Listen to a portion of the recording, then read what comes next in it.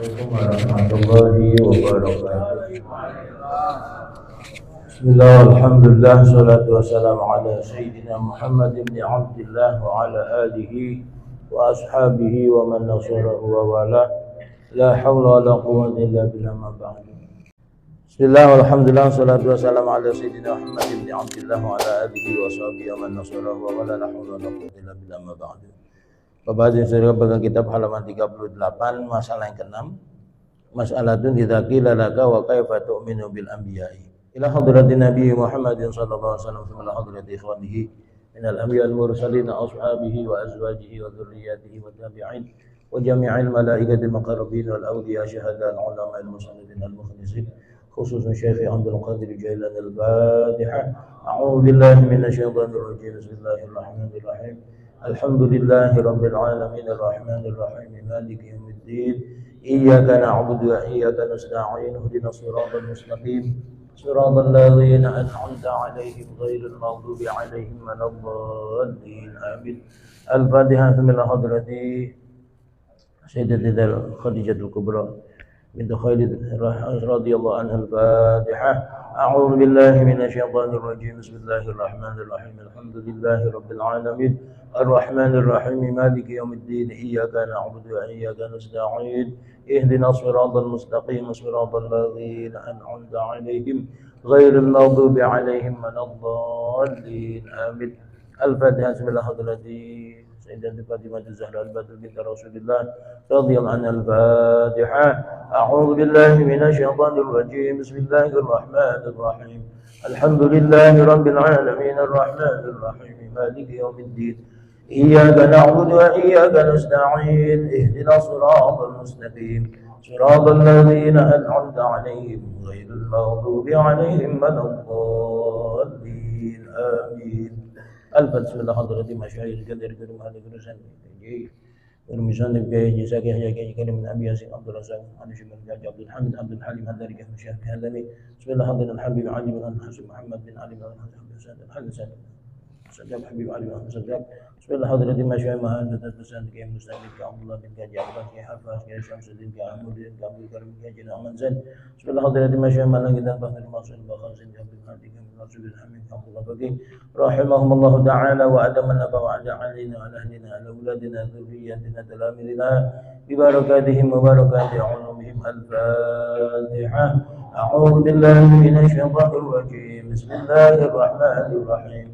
Alhamdulillahi rabbil alamin arrahmanir rahim maliki yaumiddin iyyaka na'budu wa iyyaka nasta'in ihdinas siratal mustaqim siratal ladzina an'amta 'alaihim ghairil maghdubi 'alaihim waladdallin amin. Bismillahirrahmanirrahim. Qala al-muallif wa syahru rahimahumullah ta'ala wa adamanna bihi ma bi ulumi fi darin amin.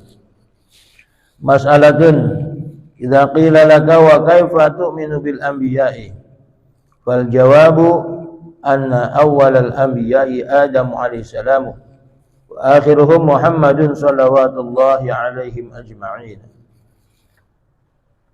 Kulluhum kanu mukhbirina nasihina sadiqina muballighina amirina nahina umana Allah ta'ala ma'sumina minaz zalali wal kaba'iri wa mahabbatum syartul imani wa bughduhum kufrun.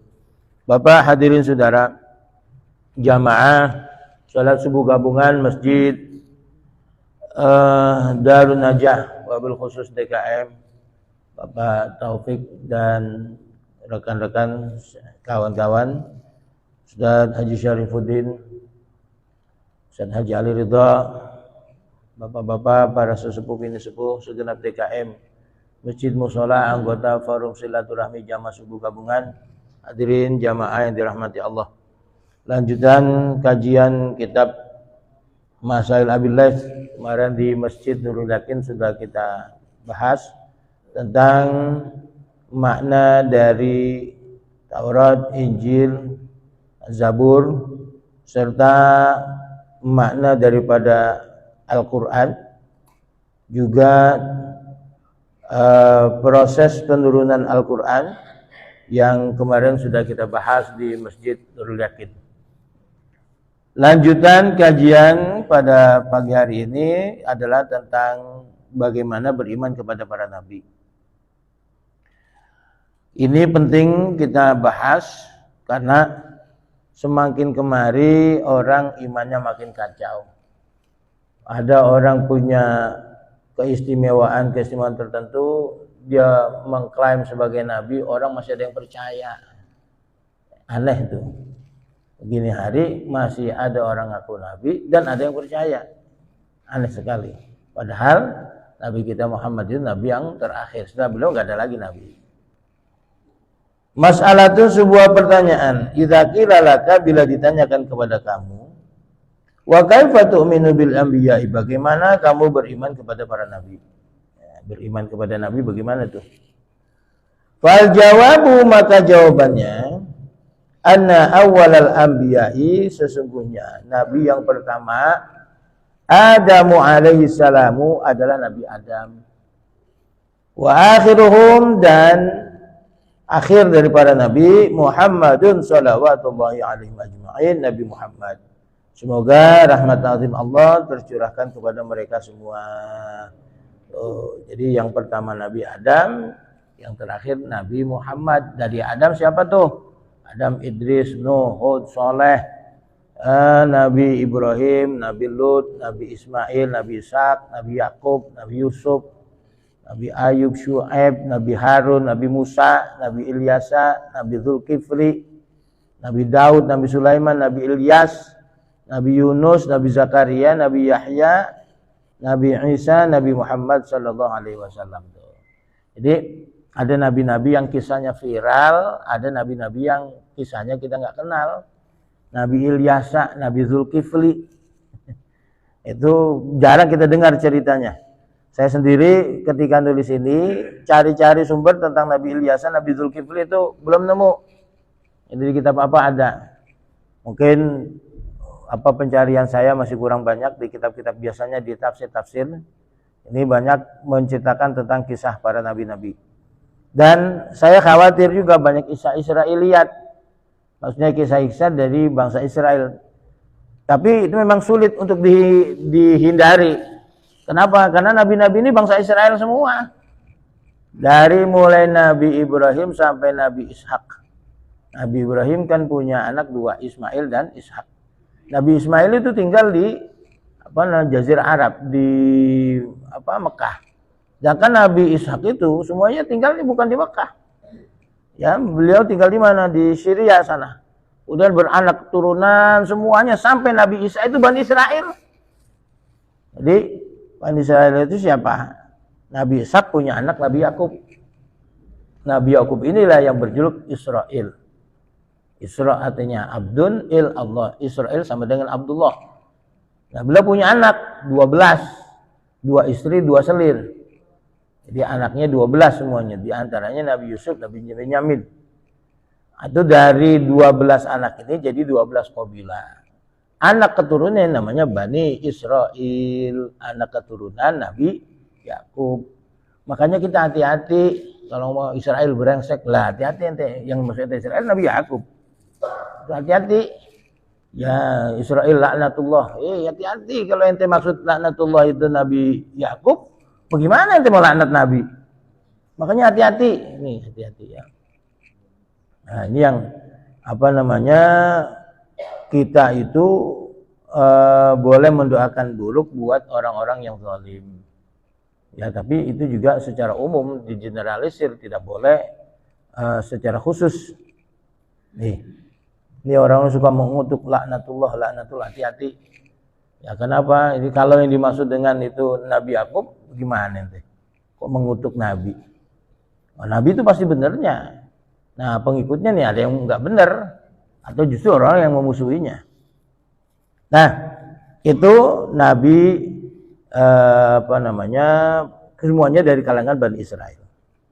Kulluhum kanu mukhbirina, kulluhum mereka semua mukhbirin, orang-orang yang memberikan kabar, menyampaikan berita. Berita dari mana? Dari langit. Dari siapa? Malaikat Jibril. Jadi mereka ini para nabi tidak bicara sembarangan, enggak ngomong sembarangan. Mereka itu bicara apa yang di Allah perintahkan. Kalau dalam bahasa Al-Quran, wa ma yantiqu anil hawa in huwa illa wahyun yuha. Nabi Muhammad itu tidak ngomong asal kepengen dia ngomong aja, enggak. Tapi semuanya itu wahyu dari Allah Subhanahu wa taala. Kalau Allah enggak perintah, ya enggak ngomong. Kalau perintahkan, beliau ngomong. Bahkan sering itu Nabi Muhammad bolak-balik naik ke atas langit. Gara-gara apa? Gara-gara beliau ini kepengen kiblat itu dipindahin dari Baitul Maqdis ke Ka'bah. Kenapa kok dipindahin? Jadi begini Bapak dan Saudara. Nabi Muhammad itu kepengen orang Yahudi, Nasrani masuk Islam. Pengen banget. Kenapa? Ya karena sama-sama ajarannya kan dari Allah semua. Mereka punya kitab suci.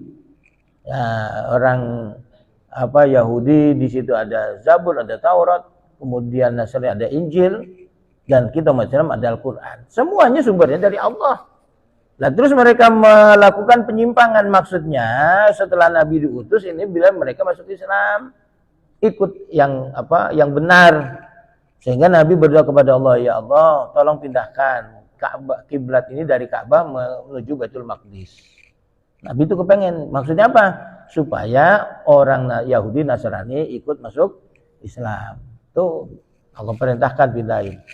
Ini begitu umat Islam, Nabi dan umat Islam semua yang madhab Baitul Maqdis, orang Yahudi Nasrani mingkinan ngeledek. Ya Muhammad di bangkatannya doang, beda sama kita tuh kiblatnya ngikut kita. Besok-besoknya juga pindah ikut kita tuh. Jadi mingkinan persekusi secara verbal luar biasa. Tuh ngelantur mungkin mereka. Akhirnya Nabi Muhammad SAW minta kepada Allah agar supaya kiblat ini dipindahin lagi ke Ka'bah. Tuh bolak-balik Nabi seling atas langit, barangkali malaikat Jibril turun. Enggak juga. Nah, itu lama sekali tuh. Ada sekitar 1 tahunan lebih. Nabi sholat ngadep Baitul Maqdis. Nah ketika kalau nggak ada perintah Nabi nggak berani ngomong. Ayo kita pindah sana dah, karena enggak. Nah ini begitu beliau sedang sholat asar. Ini dalam tafsir Sawi itu syarahnya Jalalain dijelaskan. Begitu beliau lagi sholat asar, rakaat pertama dan kedua ngadep Baitul Maqdis. Ketika rakaat ketiga keempat pindah ngadep Ka'bah. Coba bayangin. Di sini Syarifuddin bayang asar. 2 rakaat ngadep sini, 2 rakaat ngadep mudik. Geger orang kampung. Ya apa-apaan sembahyang. Nah, itu sendiri di zaman Nabi banyak yang murtad. Sahabat tuh banyak yang murtad. Gara-gara apa itu Nabi pelin-pelan. Masya Allah, Bapak dan Saudara. Ini yang begini-begini Nabi ambil resiko meskipun berat. Tuh, ini kiai-kiai niru Nabi. Jadi yang gak enak dihantam sama kiai, diambil. Resikonya gede. Biarin umat ngomong apa nggak apa-apa. Yang penting apa? Ini risalah perintah Tuhan tetap terjaga. Yang begini nih yang bisa ngelakon ini Gus Dur. Ya beliau dicaci maki orang, nggak apa-apa. Yang penting umat Islam di seluruh dunia yang lain itu dapat amanat. Salah satu orang Cina bisa menunaikan ibadah haji diizinkan oleh pemerintahnya menunaikan itu gara-gara Gus Dur. Di sini orang Cina dia baik-baikin. Di samping itu pula, dulu kan zaman Soeharto, itu Cina nggak boleh merayakan hari raya Imlek ya, Cap Gomeh nggak boleh itu. Nah, karena mereka nggak boleh beragama Konghucu, mereka yang kaya-kaya masuk Kristen. Nah dananya itu buat siapa? Ya buat pengembangan kristenisasi. Justru supaya ini direm gimana ya, deketin Cina-Cina. Nah itu makanya ketika orang Cina itu mereka pertama kali pergi haji, mereka bersyukur sekali. Nah di sini, wah ini beliau dihantam habis-habisan. Nggak masalah, kenapa itu ngambil resiko itu. Nah begitu kan Nabi, ambil resiko, ngadep kiblat, biarin orang duduk apa-apa, banyak yang murtad. Ini Bapak dan Saudara. Beliau tuh tidak ngomong kecuali atas perintah Allah Subhanahu wa taala. Beliau memberikan kabar, berita-berita dari langit. Nasihina, beliau ini memberikan nasihat pada Nabi itu. Maksudnya apa? Mengajak kepada kebenaran, meninggalkan keburukan apapun resikonya. Seperti Nabi ngajak sahabat hijrah. Itu bisa kita bayangkan. Orang kalau hijrah itu yang dibawa zaman itu. Kalau sekarang kita hijrah gampang. Itu duit sekarang duit virtual semua, nggak pakai kita bawa tas isi duit semua, enggak. Sekarang apa? Cukup kartu plastik kita bawa, itu duit di situ semua. Apalagi sekarang duit di handphone. Itu duit di handphone semua tuh. Kalau handphone hilang, berapa itu? Duitnya di situ semua. Jadi nggak perlu. Nah kalau zaman dulu nggak ada bank, nggak ada itu. Apa yang dibawa? Yaitu bandanya dibawa. Bayangkan apakah rumah terus propertinya dia ditinggalkan? Nggak bisa dibawa itu. Kalau sekarang kan surat-suratnya apa namanya sertifikat. Nah, sertifikatnya dibawa dia hijrah, saya kira biarin tanahnya di sini. Sertifikatnya gue yang pegang, aman. Ini bayangkan sahabat zaman dulu tuh, ini diajak Nabi hijrah, propertinya ditinggal semua. Yang hanya bisa dibawa aja. Jadi hewan ternaknya itu nggak semua dibawa, ditinggalin tuh. Bayangkan betapa beratnya saat itu. Tapi apa sahabat ngikut semua. Karena yang diikutin pasti benernya. Yang ngelawan Nabi pasti salahnya. Nah kalau kita belum tentu bener. Tuh, bapak-bapak saya ajak ke sana. Ya belum tentu apa yang saya ajak bener.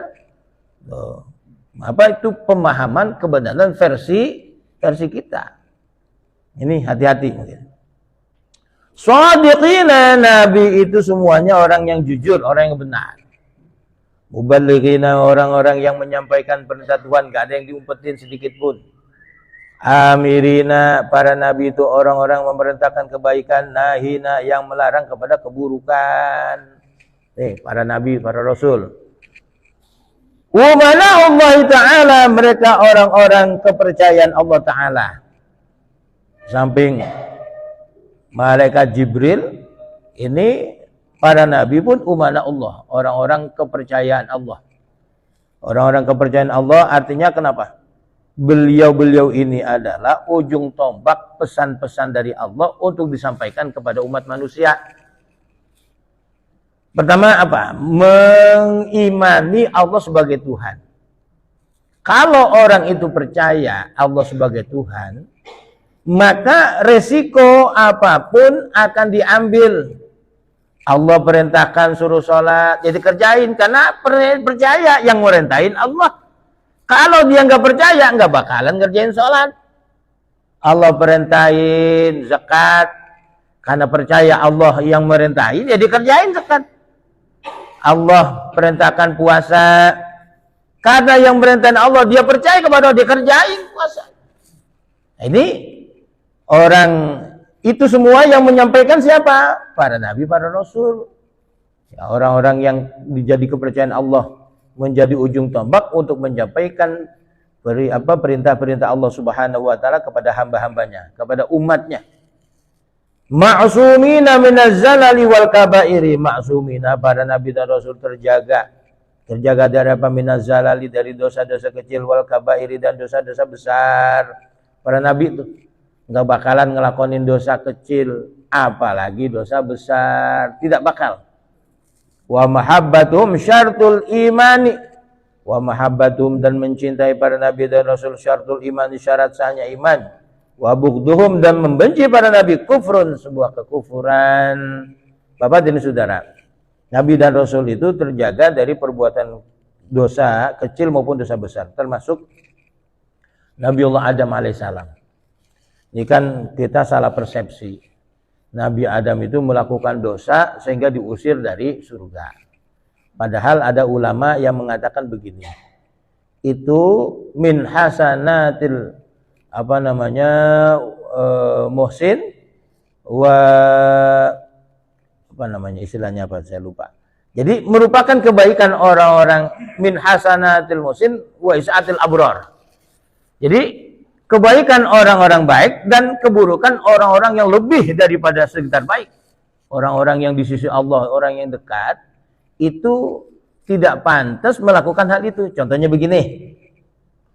Kita bapak diri saudara makan di warung. Habis makan kita ngobrol, ambil makan, ambil angkat kaki di warung. Begini kan ya. Itu kita sih pantas-pantas saja. Tapi seorang ulama, guru besar, coba-coba dan nongkrong di warteg makan begini, itu kagak pantas. Nah, kalau kita ya pantas-pantas saja. Ah itu maksudnya begitu. Untuk Nabi Adam itu nggak pantas dikerjain. Untuk kita ya pantas-pantas. Ah itu beliau menganggap sebuah dosa. Meskipun beliau berdoa Rabbana zalamna anfusana wa illam taghfir lana wa tarhamna lakunanna khasirin. Beliau ngomong begitu berdoa. Zalamni ya Allah, saya telah menzalimi diri kami. Nah, beliau mengaku sebagai sebuah kezaliman. Padahal itu bukan sebuah kezaliman, hal yang nggak pantas kalau beliau kerjain. Itu maksudnya tuh. Nah ini kemudian kita menganggapnya sebuah perbuatan. Tidak, itu bukan sebuah perbuatan dosa. Syukran.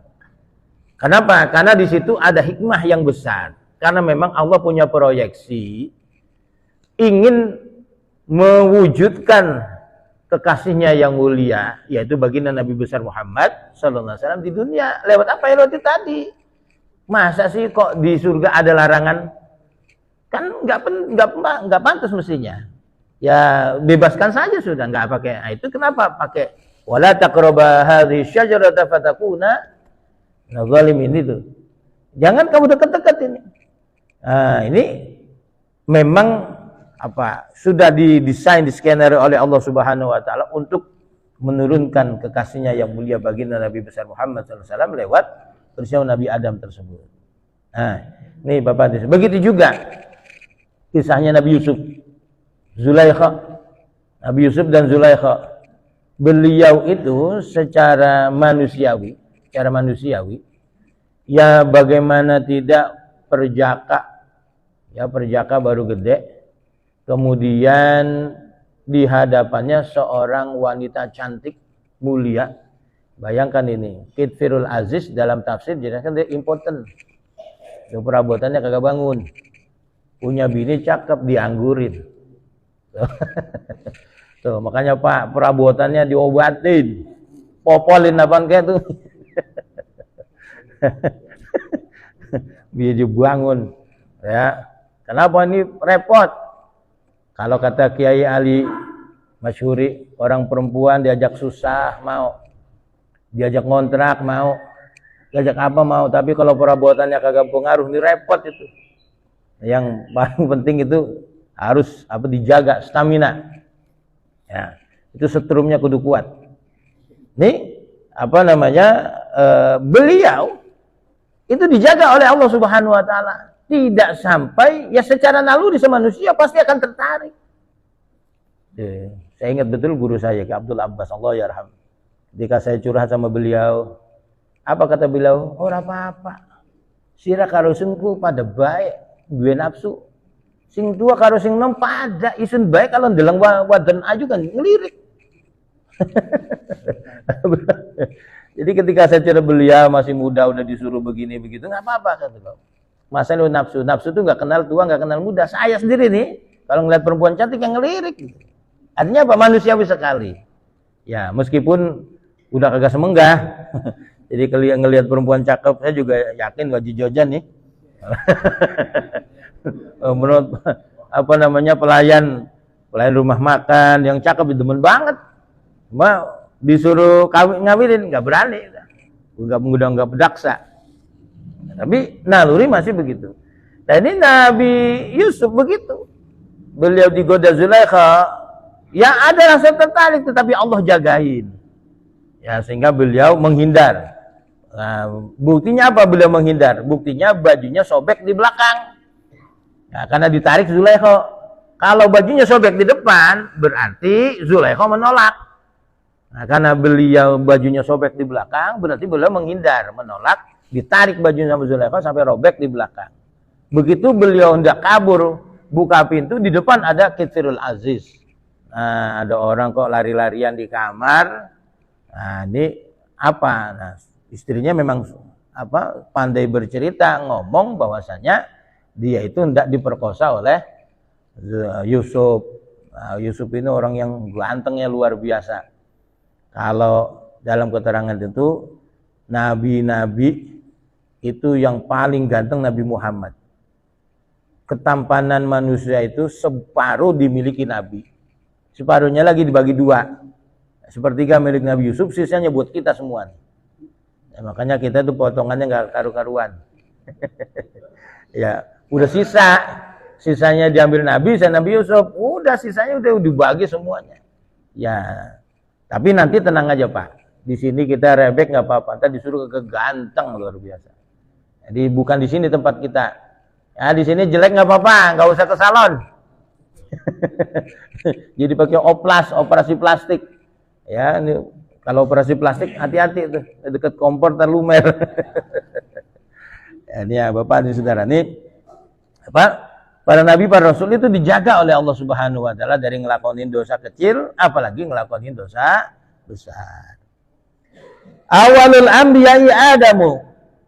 Nabi yang pertama adalah Nabi Adam wa kunyatuhu, gelar beliau Abul Bashar, bapak manusia, wa laqabuhu, dan laqabnya beliau, julukannya Safiyullah, pilihan Allah. Nih Nabi Adam. Kanu mukhbirina 'anil ghuyubi. Kanu mereka para nabi mukhbirina, memberikan informasi, memberikan kabar. Kabar tentang apa? 'Anil ghuyubi, tentang hal-hal yang gaib. Kasaati, seperti terjadinya kiamat.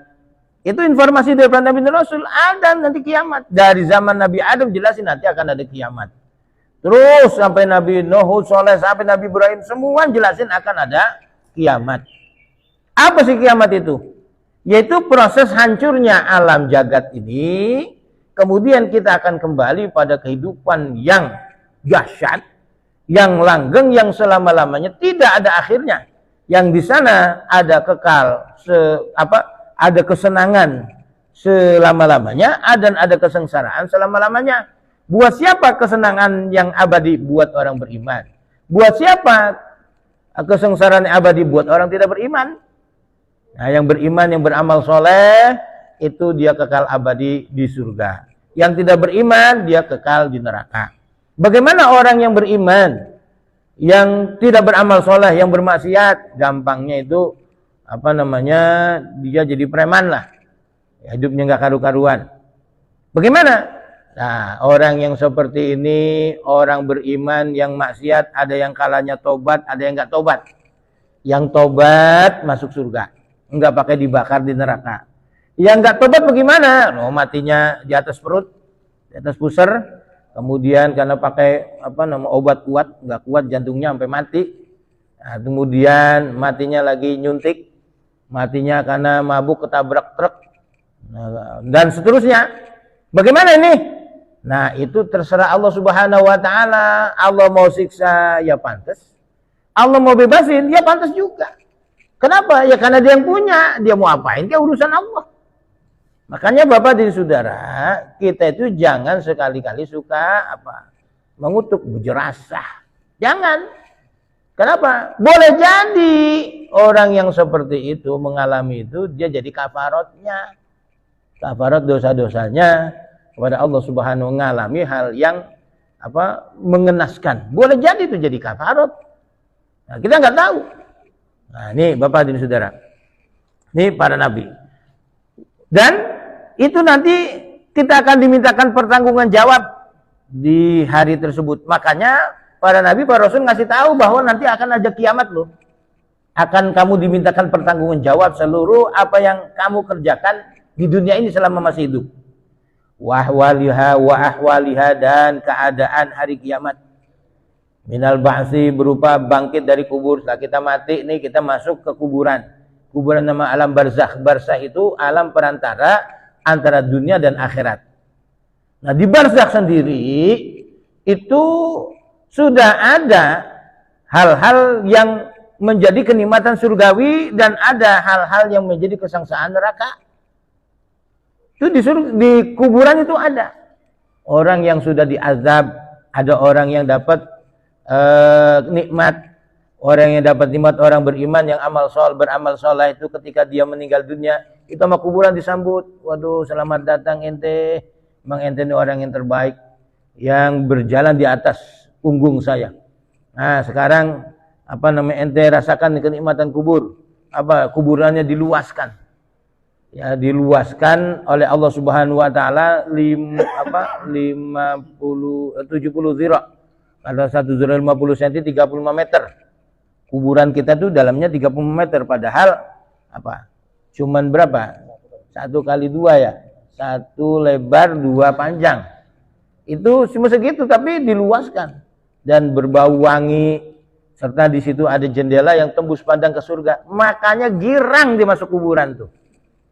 Makanya bapak emak kita itu nggak mau balik lagi, udah nyaman di sana, udah nyaman di alam barzah, nggak ada yang mau balik lagi ke dunia karena sudah nikmat di sana. Nah sebaliknya orang-orang yang tidak beriman sudah mulai mendapatkan siksa yang luar biasa di kuburan. Sampai kapan? Sampai ila yaumil qiyamah, dan tidak ada hentinya. Makanya Bapak dan Saudara, kita ini punya kewajiban untuk menolong saudara kita yang tidak beriman. Kita ajak supaya beriman. Yang sudah beriman kita ajak untuk supaya iman Islamnya kekal, tetap kuat, kokoh. Yang bermaksiat kita ajak, kita suruh taubat. Ya dengan berbagai cara. Ya ini kan model ada pengajian lagi viral, Gus Ikdam, Sabilu Taubah. Itu ngaji, ya ada yang mau nyanyi, ada yang mau habis zikiran, itu ceramah, ada yang mau nyanyi, silakan nyanyi. Ini namanya orang yang kagak pernah ngaji, diajak ngaji, kudu begitu ngajinya. Kalau bapak-bapak ini udah sering ngaji, saya suruh nyanyi, wah bubar. Oh di sini penyanyi dangdut saya nyanyi, bubar. Nah, kalau beliau itu orang yang belum pernah ngaji. Memang dari mulai balik di jalanan, kerjanya mabok, macam-macam begitu. Diajak ngaji baru tumben ngaji. Ya begitu caranya. Ini kita jangan terus mengkritisi, wah kagak bener. Jangan. Ini berbagai itu cara beliau untuk menyayangi hamba-hamba Allah untuk supaya taubat. Itu begitu caranya. Nah, tugas saya ini ya begini nih. Yang sudah memantapkan akidah iman Islam. Ya, yang orang yang di jalanan ya harus ada orang yang bergerak. Kalau saya nggak bakal sanggup. Kemudian bagaimana orang yang di tengah kegelapan supaya ditarik ke tempat terang? Ya dulu, sekarang dikerjain oleh Gus Miftah. Tuh, beliau dakwanya di diskotik, di tempat pelacuran. Itu orang di tempat gelap, dia aja ke tempat terang. Kenapa? Prinsip beliau itu gampang sebenarnya. Itu PSK, kalau masih muda banyak yang nanti tapi udah tua, 40, udah peot, siapa yang mau pakai? Lah yang begitu-begitu diajarin supaya taubat. Nah, kalau kita kan hanya menghujat dan seterusnya. Nah, ini nggak pernah kepikir bagaimana itu. Padahal Allah Subhanahu wa Ta'ala kalau memaafkan hambanya gampang sekali. Karena ada kisah yang sering kita dengar. Seorang pelacur gara-gara minumin anjing doang, dia udah makhluk nisna, yang ditolongin makhluk juga tercela. Dia makhluk tercela, anjing makhluk najis. Itu dalam pandangan Islam semua dua-duanya nggak bagus. Tapi gara-gara dia sayang kepada hamba Allah, meskipun itu hamba yang najis mughaladzah, gara-gara sayang itu dia dapat ampunan Allah Subhanahu wa Ta'ala. Ini makanya kita tuh hilangkan sifat-sifat untuk mencela, untuk menghadik orang. Mulai kita tumbuhkan rasa harus saling menyayangi. Kenapa? Siapapun itu adalah hamba Allah, bukan kita yang punya. Dia begitu karena Allah kehendakin. Kita begini juga karena Allah yang kehendakin, bukan karena kita hebat, bukan. Kita bisa begini karena Allah yang menghendaki. Wan nasyri, dan dikumpulkan, wal hasyri, dan digiring. Wan nasyri digiring, wal hasyri dikumpulkan di padang mahsyar. Wal hisabi, dan informasi tentang hisab. Wal jazai, dan informasi tentang balasan kebaikan di surga, balasan keburukan di neraka. Wal haudi, dan telaga Kausar. Telaga Kausar ini telaganya Nabi, itu berwarna putih. Kemudian kalau orang itu minum, itu nggak bakal haus selamanya. Kenapa? Karena dia airnya sungguh menyegarkan. Kalau begitu ntar kita di surga nggak minum-minum. Ya bukan begitu, tetap kita masih minum. Minumnya apa? Kita di sini kita nggak pernah minum minum arak. Tadi di surga kita minum arak. Apa araknya? Ya arak yang tidak memabukkan. Nah yang di sini tukang minum, sono nggak dapat minum arak. Ya, tukang mabok di sini, ntar di surga nggak minum arak karena udah kenyang di dunia. Kalau kita yang nggak pernah minum arak, ntar di sono minum arak kita tuh. Ada sungai madu, sungai susu, sungai arak. Jangan kita pikiran sungai madu, sungai susu dikerubutin semut. Agak ada Pak, nggak ada semut di surga tuh. Nah, wa syafa'ati, dan syafaat, pertolongan, syafaat dari Nabi, syafaat dari para rasul, para ulama, malaikat, orang-orang soleh. Kita memberikan syafaat. Wal mizani, dan timbangan amal. Timbangan amal itu persis seperti lambangnya Mahkamah Agung. Jadi ada dua Mahkamah Agung apa? Kejaksaan ya? Kejaksaan itu ada dua tuh, mangkok di tengahnya ada ada tiangnya seperti itu. Digambarkan. Nah, itu ada dua mangkok timbangan. Mizan, wasirati dan jembatan Siratal Mustaqim. Jembatan yang panjangnya 3000 tahun. 1000 tahun mendaki, 1000 tahun menurun, 1000 tahun mendatar. Siapa yang sanggup ini? Di ujung sana Nabi Muhammad itu nungguin kita. Nabi doain, Rabbi salim, salim. Ya Allah selamatin umatku, selamatin. Itu Nabi Muhammad. Itu Nabi kita yang luar biasa. Sampai di ujung beliau itu tungguin kita. Doain. Ya Allah selamatin, ya Allah selamatin. Wal jannati surga, wan nari neraka, wa ghairi dzalika dan lain-lain sebagainya. Ini informasi-informasi gaib yang diberikan para nabi dan rasul, kemudian diterjemahkan para ulama sampai kepada kita. Wal wahyu wa ilamullahi ta'ala anbiya'ahu bima syaa bi kitabin wallahu a'lamu bissawab. Demikian, sebelum saya akhiri mungkin ada yang mau kepada Allah Subhanahu wa taala. La ilaha illallah, la ilaha illallah, la ilaha illallah, Muhammadur Rasulullah. Astaghfirullah, astaghfirullah al-azim, astaghfirullah al-azim. Innallaha ghafurur rahim. Astaghfirullah,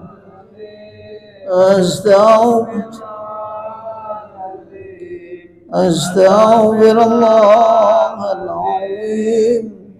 Innallaha ghafurur rahim. Al-Fatihah. Hadratin Nabi Rasulullah sallallahu alaihi wasallam.